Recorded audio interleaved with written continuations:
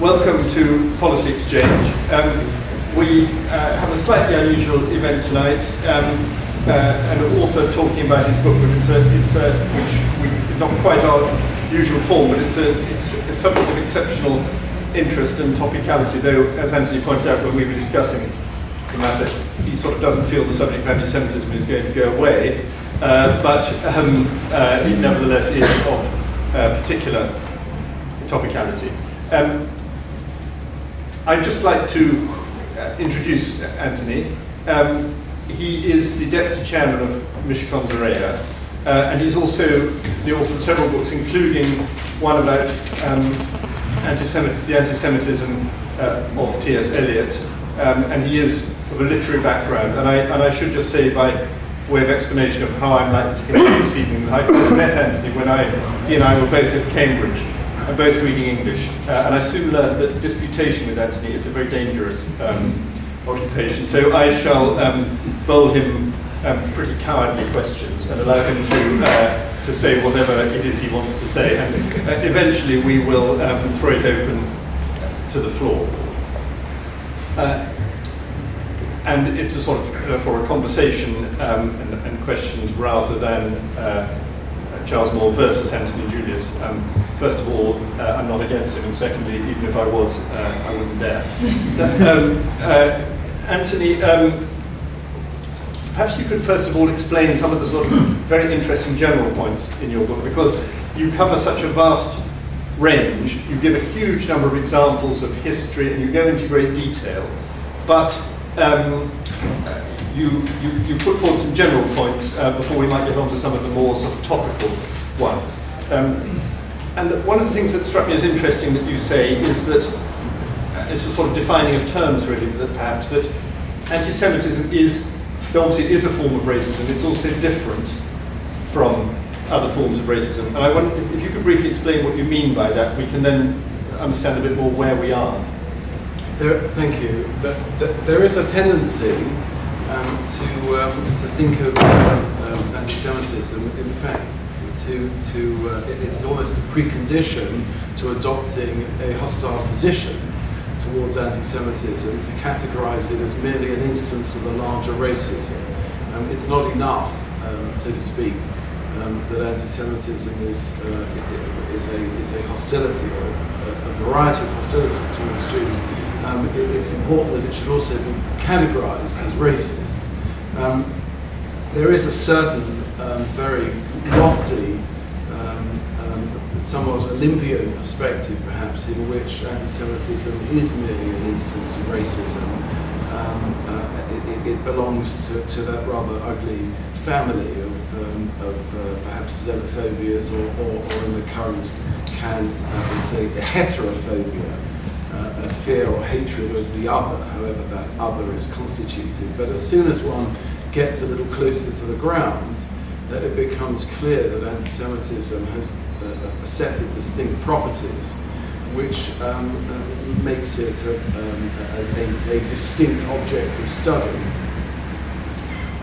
What are those distinct properties? Several.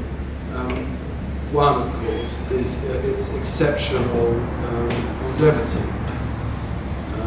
There are forms of anti-Semitism that circulate in the classical, the pre-Christian world. Anti-Semitism has an extraordinary capacity for self-renewal. That's one distinct property. Another distinct property is that it exists both in forms of fear and contempt. If one looks, for example, colour racism, black racism, that is essentially a racism of contempt, of disregard. Anti-Semitism is curious because it combines a fear of Jews with a contempt for Jews. In many ways, Eliot got it exactly right when he wrote that the rat is underneath the furs, the Jew is underneath the lot. in his poem Birkbeck and Lipstadt. What he meant by that was both that the Jew is more ignominious than the rat, but also the Jew is behind everything in the sense that he's controlling everything. And that combination of the utterly degraded and the utterly powerful is another distinct property of anti-Semitism. And there are various others that I address in the book. One thing that you bring out is the continuity of themes, which I think is very interesting and would tend to, if you're correct, prove your point about how sort of deep-rooted all this is, because you can see it coming through for hundreds of years in slightly different forms recurring. Could you just illustrate perhaps one of those themes of anti-Semitism, the sort of character that it takes on, and how, starting a long time ago, it adopts a modern form? Just give us a good example of that.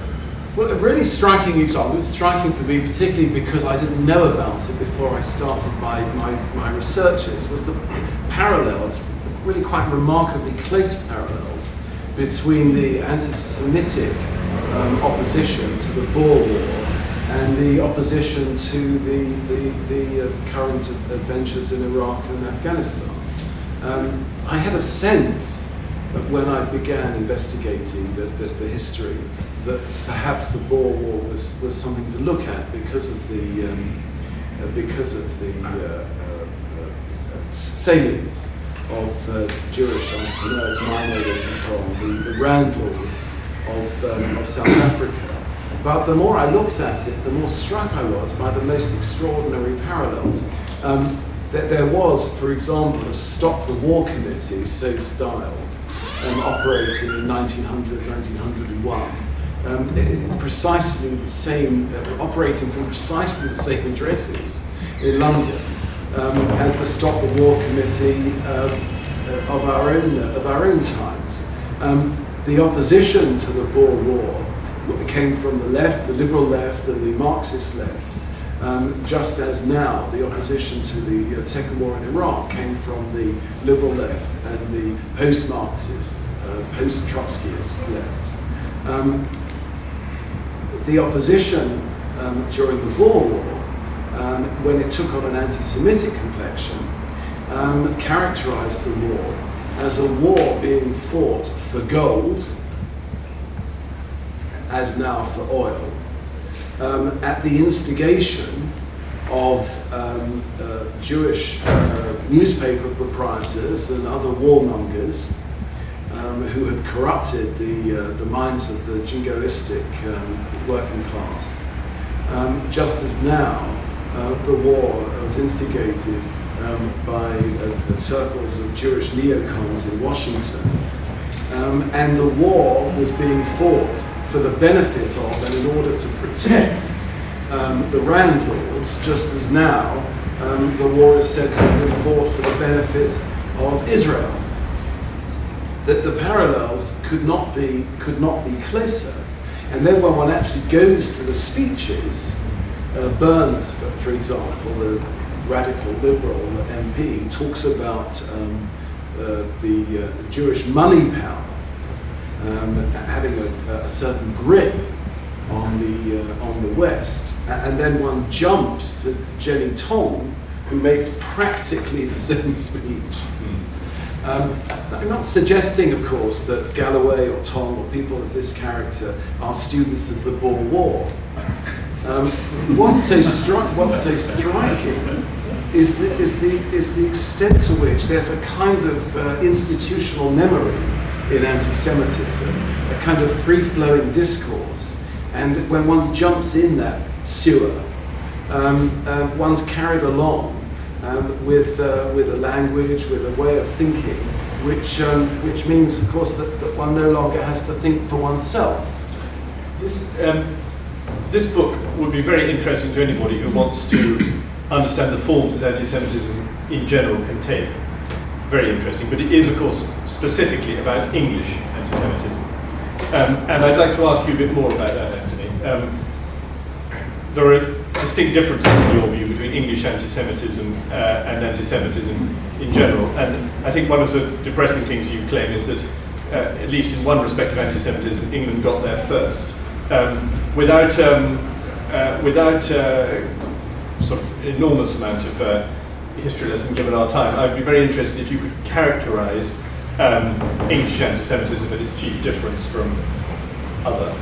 One of the things I wanted to do in the book was to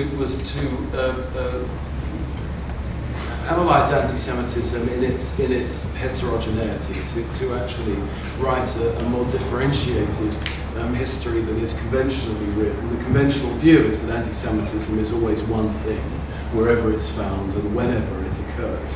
And my sense was that that was a mistake.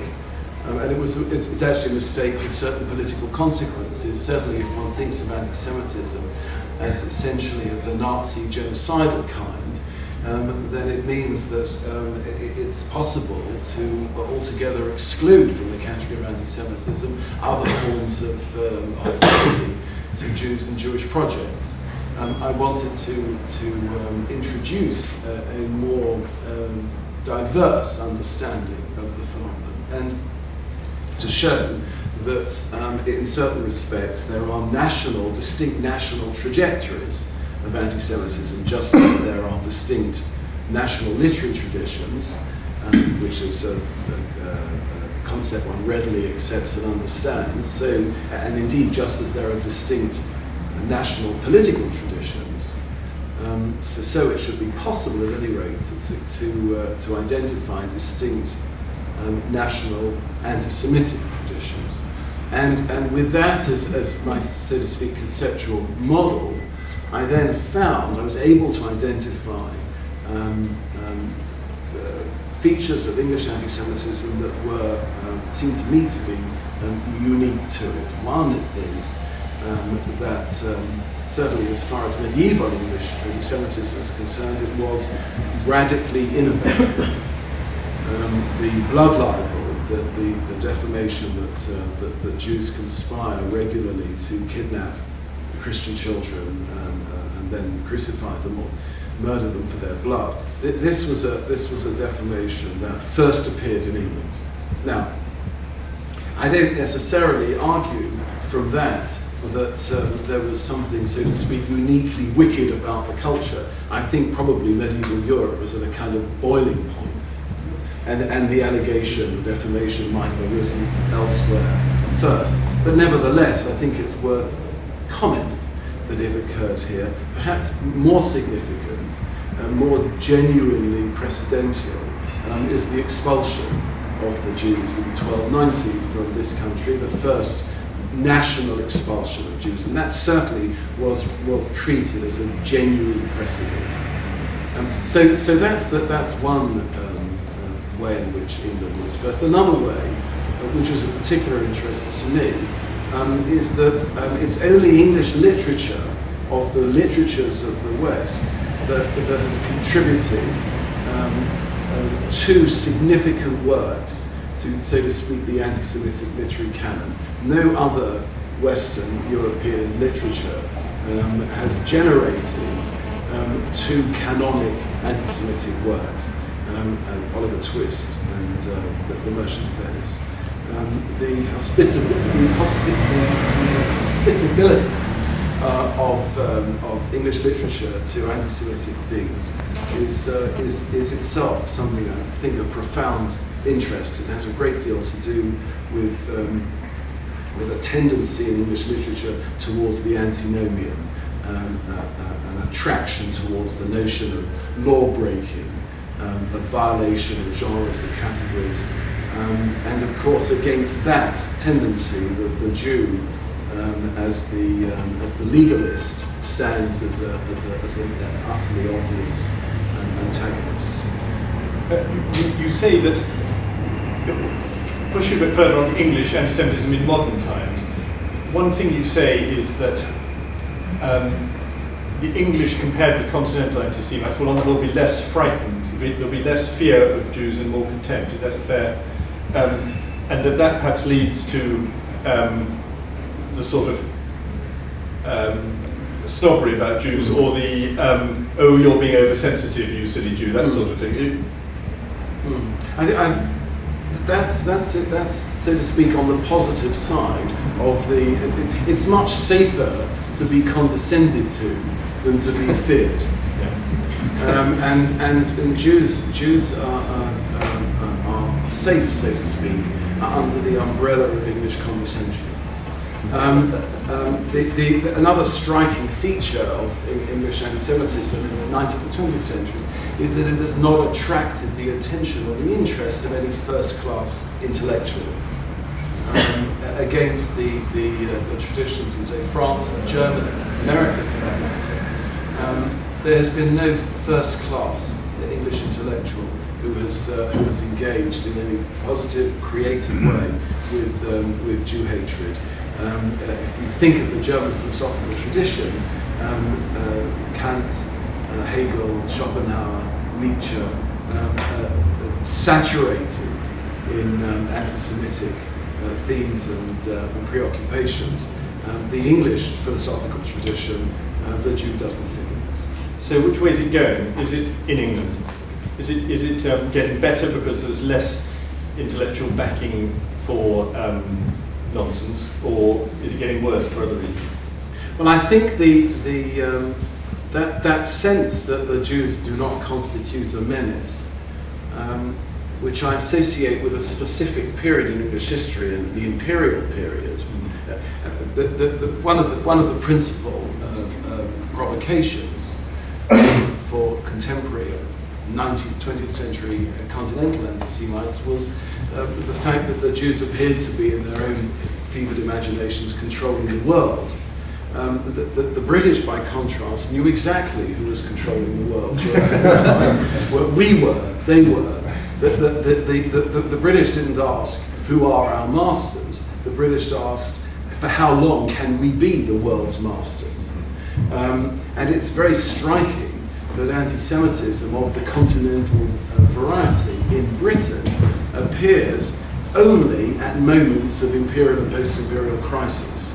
Now, the question of how are things going now, it seems to me that an anti-Semitism which is born of a sense of national powerlessness is the anti-Semitism that one most has to fear. And a post-imperial Britain, particularly one that affects guilt over the history of the post-mandate period in the Middle East, a Britain in which what passes under the name of anti-Zionism is becoming increasingly prevalent, might become a little more dangerous for Jews than hitherto.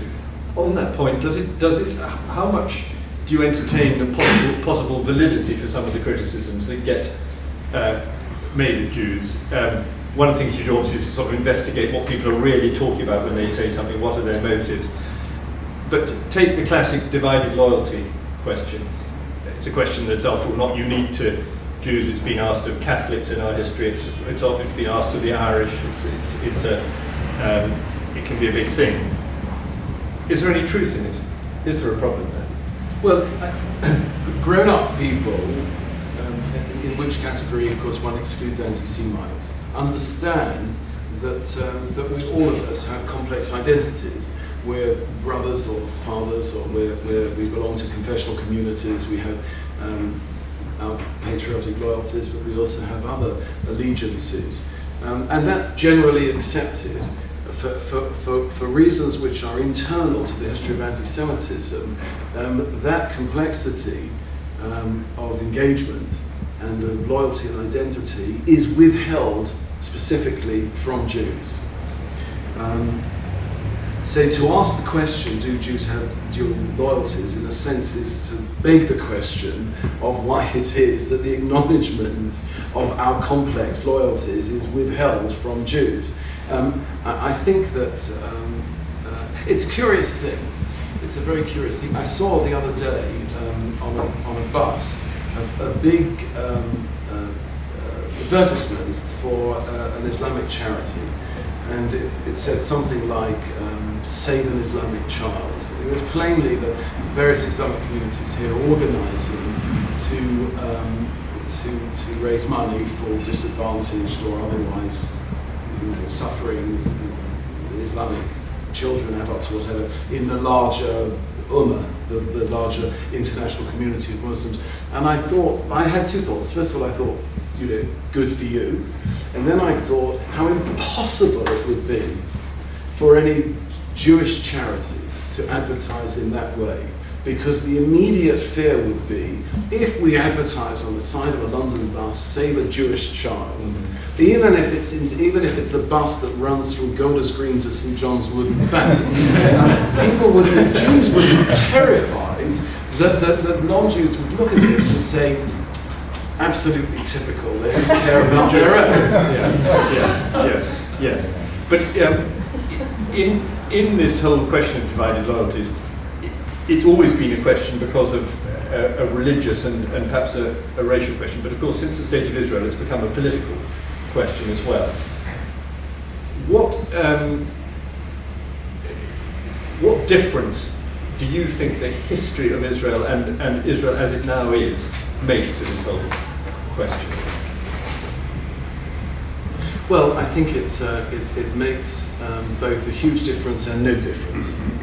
It makes a huge difference because Israel is the so to speak, the institutional form of Jewish national identity, and in that sense, its very existence constitutes an invitation to Jews throughout the world to join the project. So in that sense, it's huge. In another sense, it is of no consequence because Jews throughout history have had precisely that diversity of loyalties that we've been talking about. Koestler wrote in 48-49 that with the establishment of Israel, Jews now had a simple choice. They either utterly assimilated, giving up even their confessional identity, or else they immigrated to Israel. It was an absurd invitation to Jews at the time. It's an absurd invitation now. It should be possible. It should be possible to understand that Jews, like everyone else, can have sentimental attachments to forms of collective life outside of Britain, while at the same time being British citizens. Yes. But one of the things you say in your book is that a lot of the anti-Semitic libels are to do with theories of conspiracy and the imagination of plots that aren't there, powers that aren't there, global networks, etc., etc. However, in the case of the State of Israel, it's in plain view, isn't it? It's a state and it's a Jewish state, and therefore some people who are anti-Israel will say, well, look, and possibly even some that aren't anti-Israel will say, look, here are the Jews. This is their country. This is what they do, and what they do is bad. Yes. And so, sort of QED for a certain sort of Jews are have put themselves under judgment in a way by this. How do you disentangle that? Because one of the things you talk about a lot, of course, is the difference between being critical of Israel or even anti-Israel and being anti-Semitic. How do you disentangle all that? Well, sometimes it's difficult and sometimes it's easy. One of the bloggers on my book wrote darkly that it was no accident that it appeared at the time that America was seeking to rally world opinion behind tougher sanctions on Iran. So I think that there one could probably say that particular conspiratorial fantasy has no foundation in reality. But sometimes, of course, it's more difficult because Israel pursues its national interest in the same, sometimes rather ugly way that other nations pursue their self-interest. I think what one has to do is to step back. I found a very useful analytical tool. Again, it's something I was investigating in English history. From about the middle of the 12th century to about the middle of the 13th century, the blood libel raged through England, and we know that there is nothing in it. Jews don't kidnap Christian children and crucify them. It's a straightforward defamation. There is nothing in it. It's utterly groundless. In fact, the Zionist thinker Ahmad Kha'am said, in a way, Jews should be grateful for the blood libel, because as long as the blood libel continues to circulate, people of goodwill will be able to identify anti-Semitism as being groundless, because everybody knows, other than people who are, so to speak, sick with Jew hatred, that there is nothing in the allegation.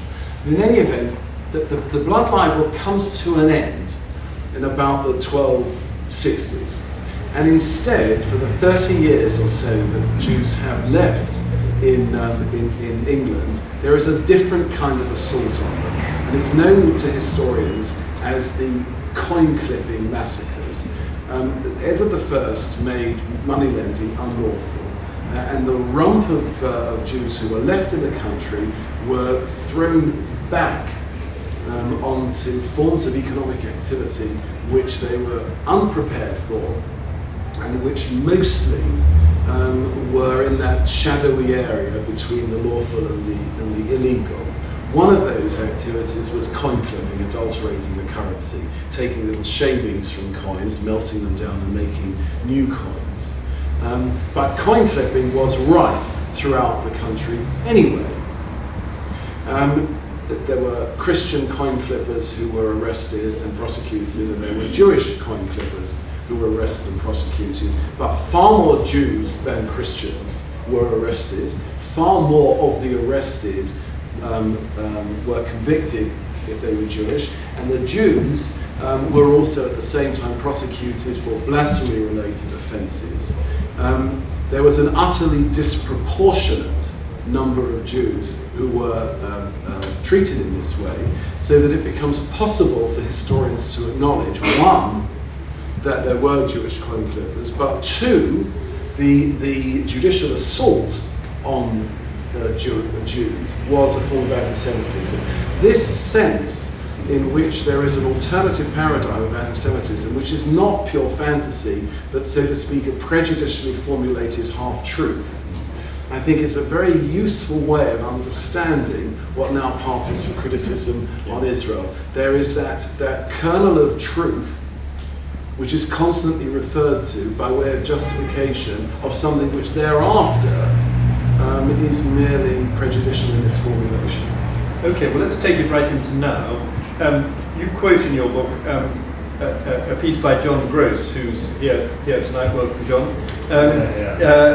Lovely to see you. Written in 1963, saying that he thought anti-Semitism here was dying out, and that can't be said now, is your view, and a wide view, I would think. And you say the closed season on Jews is over. What difference does the presence of a large number of Muslims, and in particular Islamism, using that word to mean, I think the word is generally understood, what difference does it make to the situation of anti-Semitism here and now?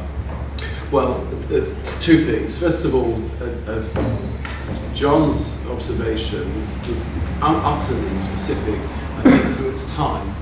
It was, I think, 4 years later, it would have been a more difficult statement to have made, because 1967 and this massive assertion of national Jewish power transformed the scene.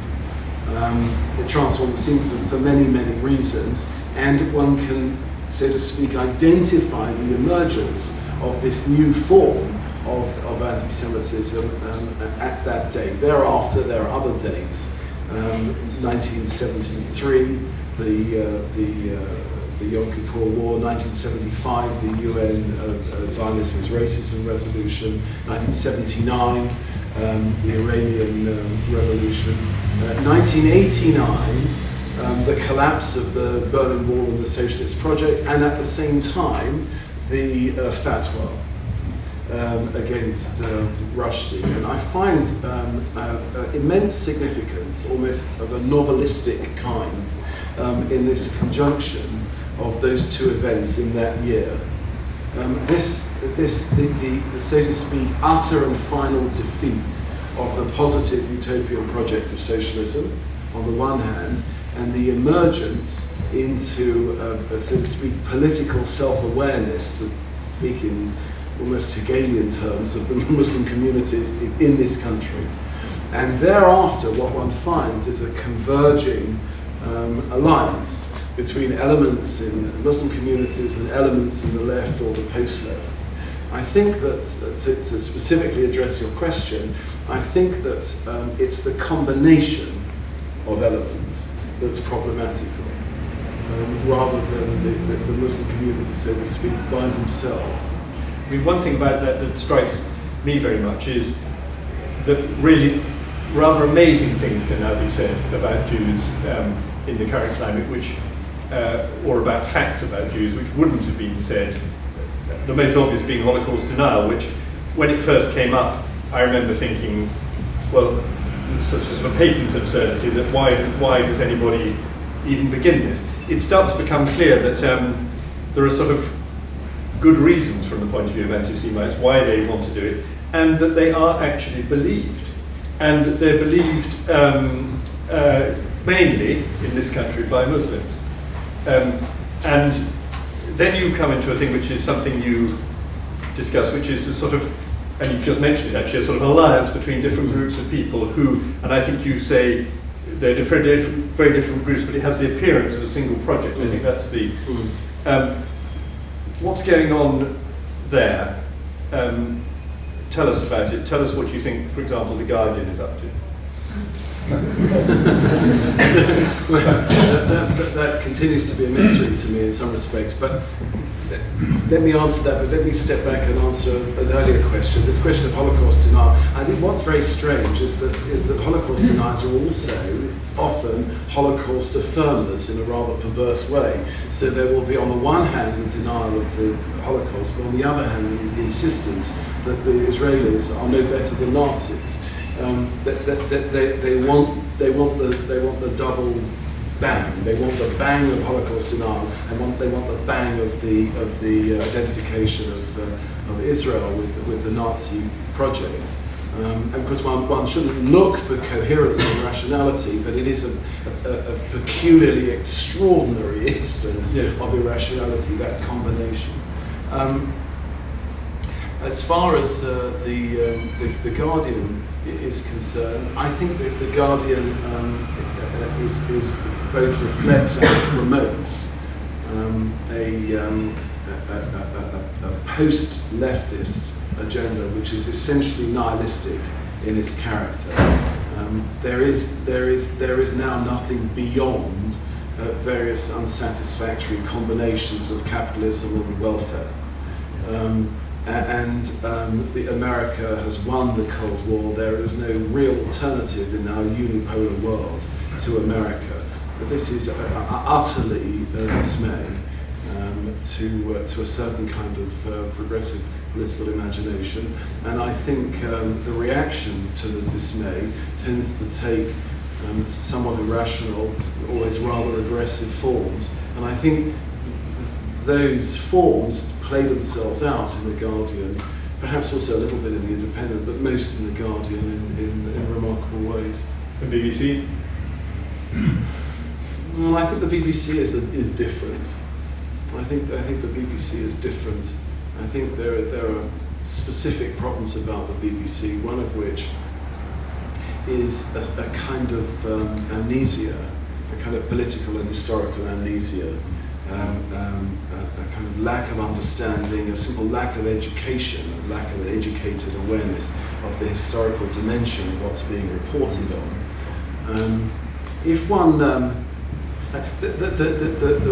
wars between the Jews, latterly the Israelis, and the Arabs, and now the Palestinians, this war has been going on for about 120 years.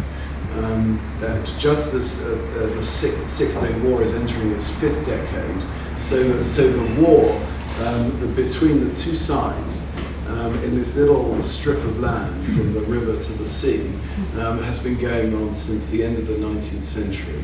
And the balance of power was not at all times as it is now. The tendency of the BBC is to take the snapshot of now and extrapolate it back into the past. I'm going to throw it open to the floor, but I just want to ask one sort of Tory anti-Semitic English approach on all of this, which is a sort of, I mean, it wouldn't necessarily perhaps be anti-Semitic, but it certainly could be, which is, and it comes up from what you just said about this little strip of land, is why the bloody hell should we bother about all this rubbish? Why is it all being brought over to us? Why can't we have a nice quiet life with us sensible, moderate people, instead of which we have Jews and Arabs all screaming at one another, they're all the same, they're all Semites, as a matter of fact, some people will point out at this point. And how important do you think that view is in defining the anti-Semitism you talk about, and do you think it's much on the rise because of what's going on in? I think there is a kind of political exasperation, and 7/7. When it happened, I thought that what you just described would become rather more of a problem, but I've been pleasantly surprised to find, and perhaps it's the circles that I move in, that isn't quite the problem that I feared it was. There is, I think, a broader sense that the challenges represented by 7/7 are not, so to speak, to be attributed just to the Jews and the problems with the Jews. Thank you very much, Anthony. I've made a chairman's mistake of not having a watch. Can you tell me what time it is? 7:15. Right, well, we've got time for some, thank you, Jeremy. We've got time for some questions. Yes, could everybody, when they ask a question, say who they are and, if necessary, what they represent? The gentleman there at the back. Yeah. Alan Beckel. You mentioned, Anthony, something very interesting. You mentioned that within English literature there was a tendency towards the antinomian. But I'm just wondering if you couldn't extrapolate from that to perhaps you've identified really the real profound basis of anti-Semitism in other areas, including in the political sphere. You mentioned the Boer War. There would be people like liberals like Hobson who were opposed to the Boer War and anti-Semites. There were people like Bertrand Russell, who was a conscientious objector, who was also anti-Semitic. There were people like Arnold Toynbee, who was the first director of Chatham House, and he was on record as saying that Christianity took a wrong turning when they failed to heed the prophecy of Marcion, that they should in fact ditch the legal aspects of religious teaching altogether in the Old Testament. And I'm just wondering if, and certainly the principle that love should be the principle that governs human relations, and that nasty things like law and wars are things that we should oppose. That is something that appears to be a feature of certain attitudes that you find with respect to international politics. The idea that the United Nations is staffed by angelic beings who are really always in favour of peace under all circumstances, and that not aware of the fact that things are really much more complicated. So do you believe that sort of antinomianism may be a way of characterising really the profound principle behind all these protean manifestations? Well, this is a very deep subject. The antinomian heresy comes out of St. Paul, who wrote in a largely but not entirely disparaging way about the law, by which he meant Jewish law, specifically Jewish ritual law, being, so to speak, death, and Jesus being life. Antinomian heretics abstracted what Paul said from the context of his argument and understood law to be not just Jewish ritual law, but all law, including the moral law. And they ran around behaving extremely badly, to engage in understatement, in the belief that because they were part of the elect, the saved, they were, so to speak, freed of any obligations to behave in a moral way. In a more diluted form, antinomianism, the privileging of the transgressive, is a very strong theme in English literature. I don't, however, find a comparable antinomianism in political anti-Semitism, is my short response to you. Certainly, the Christian anti-Semitism that you identified is still with us, but mostly in post-Christian forms, although I see that there is a specifically Christian anti-Zionism in this country, broadly speaking Anglican in its provenance, which is affronted by the continuing existence of Israel on traditional Christian supersessionist grounds. The Jews missed the opportunity to continue to participate in world history, so to speak, by rejecting Jesus. They exist a kind of, again, Toynbean reference here, as a kind of fossilized people incapable of new life, and yet they have the cheek to establish a state, a new state, which is an immense and provoking display of national creativity. So that continues in those quarters to be an issue. Thank you.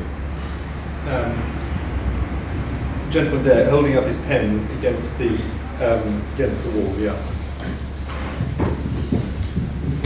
Thank you very much, David Brown. In recent times, a lot more of the Jewish private infighting has become a lot more public, whether it's about faith schools and JFS, or there's a couple more examples. What effect has this had on trends of anti-Semitism? Well, I mean, there is a sense in which Jews have been used as a kind of cover for broader anti-Semitic assaults, and if you look again at the medieval resonance is very powerful. Most of the priests who were deployed by the church against Jews in the disputations in Western Europe were themselves converts. But I'm not inclined to get very excited about these intra-communal quarrels, and I also think they're not to be dismissed either. At the end of the 19th century, there was a serious Jewish politics as Jews in Western and Eastern Europe grappled with the question, what is the future of the Jews? There were, broadly speaking, three answers. An assimilationist answer, the future of the Jews rested in the national project, the future of Britain's Jews rested in Britain, and they identified themselves with the national community, and their religious identity was purely private and confessional. That was one possibility. The second possibility was revolution, or forms of revolutionary activity, leftist activity. The Jews associated themselves with the project of revolution, instead of with the nation, with the class. And the third, of course, was Zionism, Jewish national self-realization. And there were utterly proper positions taken up in relation to each one of those three. Of course, what happened, the collapse of the Jewish socialist project in Eastern Europe in the 1920s and the 1930s, the Holocaust, the establishment of the State of Israel, the retreat of Jewish communities into the kind of private assimilationist sphere in Western Europe. By the 1950s, at any rate, that modern Jewish politics was finished, and internal Jewish debate was over. And for 20 years, nothing happened. And then 1967 came along, and Israel found itself the master of what, about 1 million unwilling Palestinians. And a contemporary Jewish politics emerged, where the question was not what is the future of the Jews, but what is the future of the Jewish state. And again, I think, entirely fairly and entirely properly, there is a diversity of views about that. I mean, some of those views,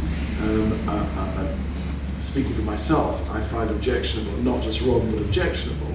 But I'm not inclined to point the finger and say anti-Semite. very much, at any rate. Thank you. We'll have Robin Nevrazov and then Jeremy. Robin, there's Mike. Okay. Hello.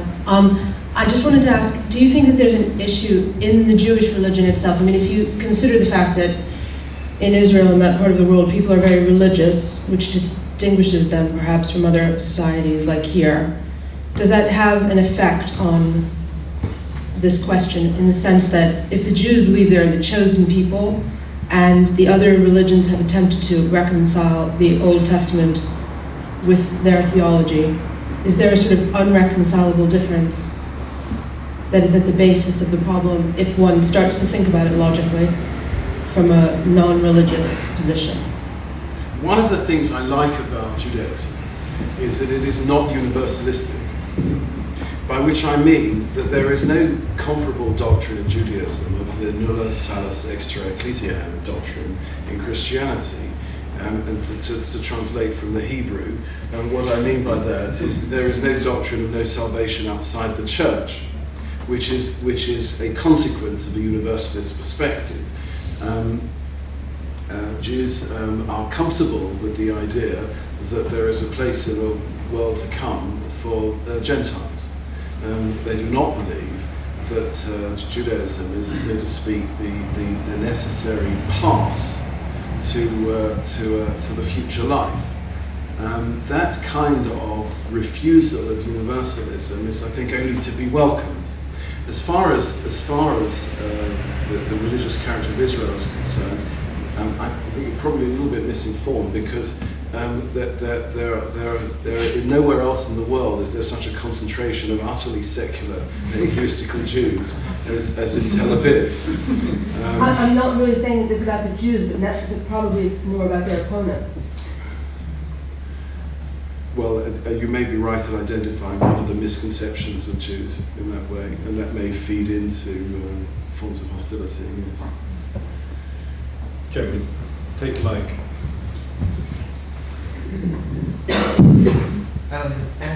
Sorry, I had it upside down. As Jewish history, without Jewish dissidents having a place in it, might be thought of fairly as like a bicycle without a chain. How do you justify your claim in your book that some of the signatories to independent Jewish voices may have made, and I hope I quote you accurately, contributions to anti-Semitism which are not insignificant? Quoting from Tony Lehrman's review in, dare I say, The Guardian. Sorry, can you just explain for the audience, Independent Jewish Voices? Independent Jewish Voices is a group of mostly very high-profile people with first-class access to the media who complain that they don't have access to the media because the Jewish lobby is suppressing them.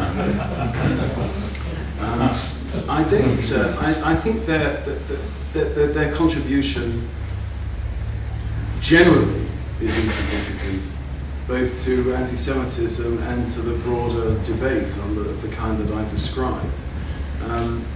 Lehrman, I think, in the review, says that I put Jewish anti-Zionists at the centre of my argument, and it's always interesting, of course, to read reviews. But I went back to my book, and it is true that I last read it a long time ago, and I found that there were perhaps 19 pages at the most on Jewish anti-Zionists in a book which is about, well, without the footnotes, it's just under 600 pages. So I thought that Lehrman was probably writing more out of a desire to be noticed than a desire to do justice to the book. Thank you. Helen. Helen Davis.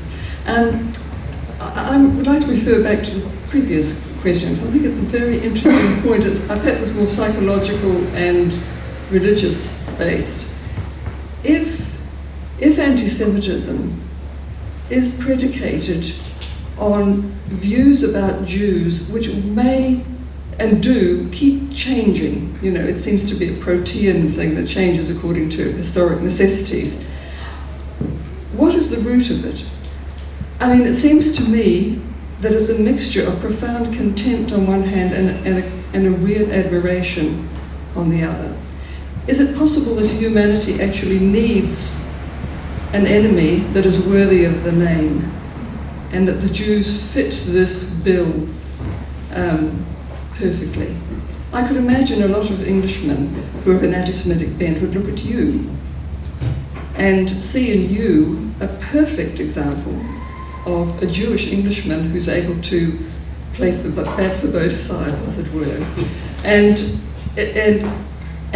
excel in a way that arouses a mixture of resentment and hatred, but also as a kind of admiration. Well, what I'm struck by, which I write about in the first chapter of my book, is the exceptional functionality of anti-Semitism. It seems to address so many different desires and needs. It provides so many opportunities, and the opportunities are themselves so diverse. I'm not inclined to reduce that functionality to some single master principle, but in the realm of the psychological, and specifically addressing Christian anti-Semitism, I'm struck by a double psychological mechanism there, which I think has some validity. If one thinks back to those early years, early centuries, after the death of Jesus, it was perfectly clear that in the beginning, the early Christians, self-styled, were themselves Jews. And they came to their fellow Jews seeking to persuade them to accept what they considered to be a dispensation, and the Jews said no. So this open-armed invitation was met with a rejection. Now, I think what happened was the rejection was then met with a counter-rejection. But that counter-rejection had a quality of the hollow about it, because how can you truly reject someone who has already rejected you? And therefore, the forms of rejection became more and more pathological as they sought to overcome the truth that the rejectors had already been rejected. The second mechanism, which is related to the first, is they developed a view that the Jews didn't reject for any good reason of their own. They didn't reject even because they were unaware of the truth that they were rejecting. They were aware, but they rejected out of malice. That's to say, accompanying this instinct of counter-rejection was, if you like, a demonization of the Jews. Only the truly wicked would reject what was offered. Now, this combination of the so to speak, the pathological counter-rejection and the demonization, I think, came to characterize Christian anti-Semitism, and it took 2 millennia, really, for Christianity to overcome it. I think it has largely overcome it, actually. But that's a specific mechanism in relation to Christian anti-Semitism, and I don't think it applies more generally to other forms. Any further? Yes, sir. Yes, John Bald, I'm an educational consultant. I'm very interested in current developments in this because I see a lot of the anti-Semitic views coming into schools and seeing sort of eulogies for bombers and things in children's writing from time to time. But I'm thinking of this from another angle. I'm thinking of somebody who's got not much access to the media beyond reading it. My wife's mum, who is from Sunderland and has always been very pro-Jewish because she feels that she shares a lot of values with Jewish people, as I'm sure most British people do. And I'm just wondering how far you think, you might have treated this in your book, how far you think that these attacks that are being made on Jewish people by people who are also and Muslim extremists attacking British society very hard might actually be reducing English anti-Semitism and bringing us a bit closer together.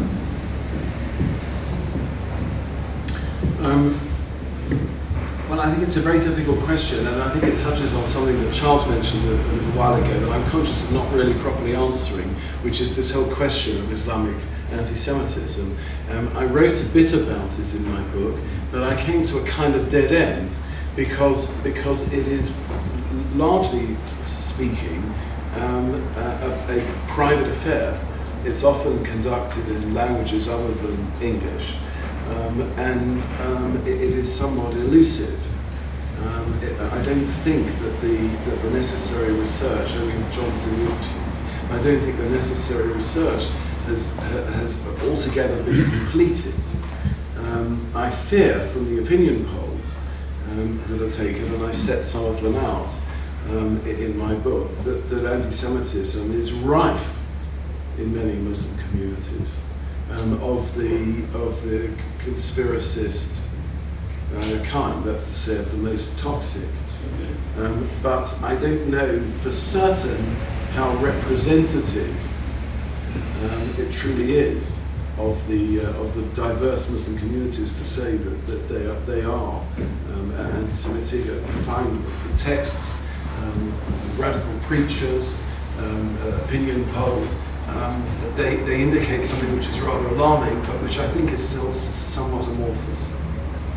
As for your question of whether that will bring the so to speak, the non-Muslim national community together, in a sense I hope not. Because if the price of that coherence is a parallel exclusion of a very large number of British citizens, that would be a very high price to pay. Yes, that's not exactly what No, I wasn't attributing it to you, but that's my response. We can probably fit in one more. Yes. I think it's better to be the last. Thanks. Piotr Brzezinski. So on the question of distinguishing anti-Israelism from anti-Semitism, I'd love to hear you sort of expand a little bit more on that. I'm thinking in particular of, say, criticism of Israeli or sort of AIPAC or other sort of Jewish lobbying groups in the US, and how you can sort of distinguish between people who are sort of criticizing those behaviors out of a sense of anti-Semitism versus out of a sense of sort of that this is not in sort of America's national interest, or and I imagine there are parallel examples in the UK. Well, I think I'm going to treat your question as two questions. The first question is what about the criticisms of AIPAC and this notion of the Jewish lobby, and the second question is what is an acceptable character to criticism of Israel. As far as the first question is concerned, I think talk about the Jewish lobby in that form is simply anti-Semitic. The fantasy of Jewish power, malign Jewish power, exercised conspiratorially behind the scenes, is nothing more than a contemporary version of a very old story. It's very interesting to me that, in fact, it's a policy exchange pamphlet written by Martin Bright. 2 or 3 years ago, Martin, I think it was called Treating with Extremists, or something of that kind. Martin tells this story anyway. There was the question of whether Sheikh Karadar would be allowed into the country, and various pressure groups representing Jewish interests, Hindu interests, gay community interests, and so on, all made representations to the Home Secretary that Karadar should be excluded. A Muslim political Islamist advisor gave this advice, which was accepted. If you keep Karadawi out, then you will be criticized for submitting to the power of the Jewish lobby. So you have to let him in. And he was let in. Now, at a stroke, the notion of a Jewish lobby was thereby refuted.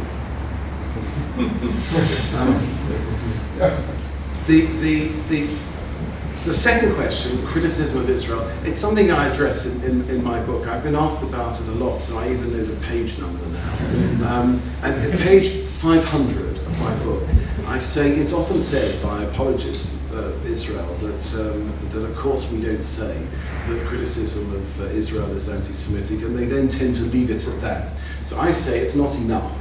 That's not acceptable. What one has to go on to do is to explain what, by way of example, the criticism of Israel could amount to that would not be anti-Semitic.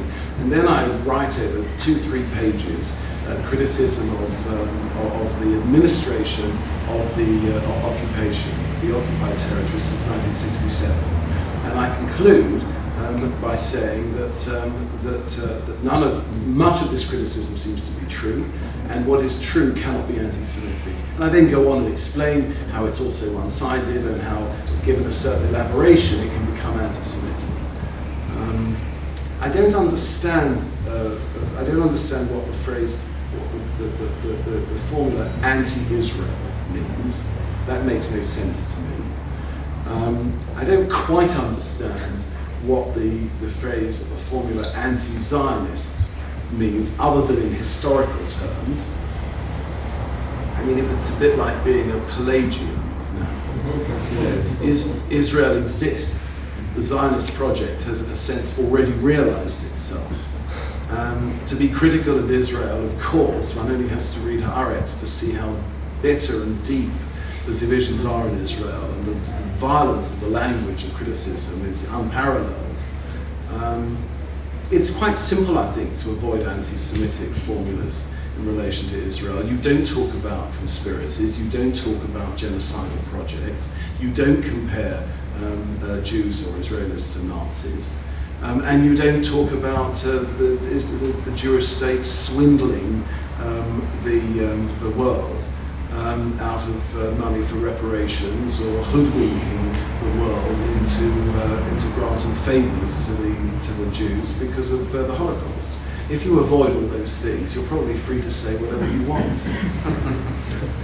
I'm going to take the privilege of the chairman of the last question, because I think it might help to sum up. Anthony, I know that quite a lot of Jewish people ask you, should they continue to live here?